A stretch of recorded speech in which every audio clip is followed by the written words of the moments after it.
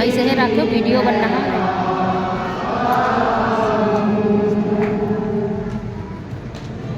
Programme के मुताबिक पहला कलमा जो है इस तस्वीर संदेशी के द्वारा सुनिए और पहली पत्ते पर रोशनी डालें। राकेश भाई थोड़ा पीछे हो जाइए, आने दीजिए वहीं से, और पीछे हो जाइए थोड़ा, या इसको थोड़ा इधर सरका लीजिए, आप बोलो तो इसको थोड़ा सरका लीजिए आप। बस एक ही जाए आएंगे जाएंगे।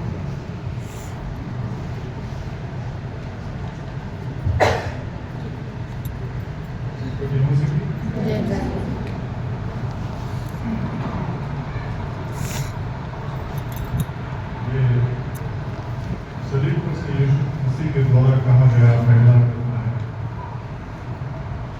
अगर हम इस कलमे को देखते हुए जाएंगे, अभी आपके सामने बड़ी हुई है 33-34, इसका जो 24 पे आयत का जो आखिरी हिस्सा देखते हैं हम, और उन्होंने चिट्ठियाँ डालकर उसके कपड़े बांट लिए। अजीज लोग, जब यीशु मसीह को सलीब देने के लिए भेजा गया, उनके साथ में 5 सैनिक थे। भीड़ तो बहुत थी, लेकिन सैनिक 5 थे, और 5 सैनिकों के साथ एक उनका नायब सूबेदार था। और वो जो सूबेदार था, जिन्होंने वो रोमन नायक के नाम से भी उसको बोला जाता था, जो उनका नायक था, कमांडर उनको बोल सकते हैं।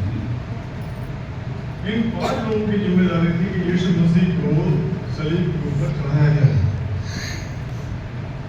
इन्होंने सबसे पहले वहां क्या करा, उसके कपड़े बांटे, और 5 जने थे, और 5 ही उसके पास जो था वस्तुएं थी। जैसे एक तो उसके सर पे पता था, जिसको वही पगड़ी मारना होता था, और वो साफे की तरह उसको बांध दिया जाता था। दूसरा था वो वस्तु, तीसरा कमरबंद, चौथी चप्पल, और 5 अंगरखा। इन 5 को उन्होंने चिट्ठी डाल करके बांट लिया, आगे नहीं बांटा, चिट्ठी डाल करके बांट लिया। और जो नायक था उनका, कमांडर था, उसके हिस्से में जो अंगरखा था, वो उसके हिस्से में आया था, जो कि पता नहीं है।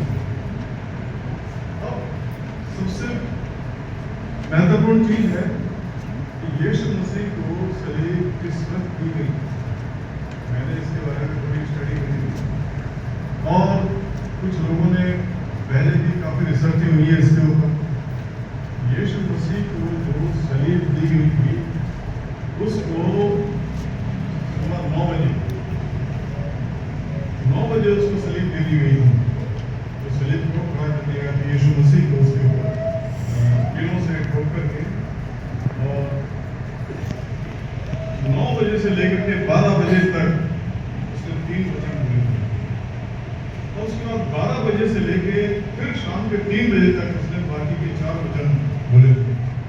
सलीब की जब मौत होती थी, वो पहले भी हम लोग कई बार इसके ऊपर चर्चा कर चुके हैं कि ये सबसे लानती मौत हुआ करती थी, और बहुत कम लोगों को दी जाती थी।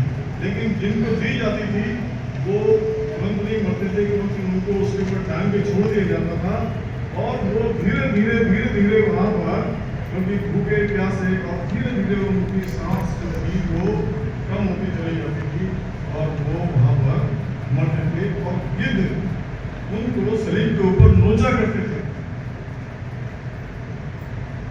उनकी बॉडियां सड़ जाया करती थी, और उसमें कई दिन लग जाया करते थे जो सलीब के ऊपर जिनको सजा दी जाती। लेकिन यीशु मसीह के साथ कुछ अलग हुआ। जब उसको ये पता लगा उसको कि उसकी मृत्यु हुई है, तो बड़ा हैरान हुआ कि इतनी जल्दी मृत्यु कैसे हो सकती है। अब यहाँ पर जो वो क्षमा की बात कर रहा है मरने से पहले, तो ये शुरू में ही हुआ है। जो पहला वचन जब उसने बोला है तो वो क्या कहता है कि हे पिता इन्हें क्षमा कर, क्योंकि ये नहीं जानते कि ये क्या कर रहे हैं। क्योंकि हकीकत में वो जो सैनिक थे और वो जो नायक था,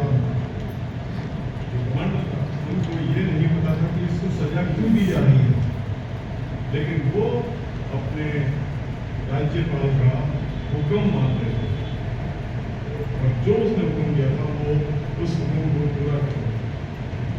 उसने उन पांचों के लिए क्षमा मांगी, क्योंकि उन्होंने उसके कपड़े काट लिए, उसको पीरों को ठोका, सलीब पर चढ़ा दिया, लेकिन वो जानता था कि ये इनको कुछ नहीं पता कि मुझे क्यों सजा दी जा रही है, और उन्होंने इसके लिए क्षमा मांगी। भीड़ तो बहुत थी, लेकिन बाकी भीड़ में कोई उसको सजा नहीं दे रहा था। वो बात अलग है कि लोग जो पहले उसको सुनने के लिए आया करते थे, चमत्कार के लिए आया करते थे, और जो लोग उस समय पाने की आशा में आते थे या भूखे प्यासे कुछ खाने की आशा में आया करते थे, वो लोग जो है उनमें से कुछ खर्चा जरूर उड़ा रहे थे, कुछ सारे नहीं, कुछ लोग। लेकिन सजा देने वाले वो 5 सैनिक थे, इसलिए उन 5 सैनिकों को क्योंकि उनको पता नहीं था, इसीलिए उन्होंने वहाँ पर ये बोला कि हे बाप इन्हें क्षमा कर, क्योंकि ये नहीं जानते ये क्या कर रहे हैं। यीशु मसीह ने अपनी जब सेवा का प्रारंभ किया था तो ये जो मत्ती की इंजील उसका 5वां अध्याय आप लोगों ने पढ़ा होगा, जिसके अंदर सर्मन ऑन द माउंट मतलब पहाड़ी उपदेश, और पहाड़ी उपदेश के जो अगर हम पढ़ेंगे तो उसमें तीसरी आयत है 5वें अध्याय की, और उसकी आखिरी आयत तक वो 7 वचन जो है यीशु मसीह ने वहां पर बोले थे। उससे पहला था कि धन्य है वे जो नम्र हैं, क्योंकि वे स्वर्ग में अधिकार पाएंगे। अब देखिए वो सलीब के ऊपर टंगा हुआ है, लेकिन फिर भी वो नम्रता को नहीं छोड़ा, और उसी नम्रता के सहारे वो उनको नम्र है, उसको गुस्सा भी आ सकता था, चिल्ला भी सकता था कि मैं बेकसूर हूँ, मुझे क्यों सजा दी जा रही है, लेकिन उसने ऐसा नहीं कहा, बल्कि उसने उनकी क्षमा के लिए प्रार्थना की। ये उसकी नम्रता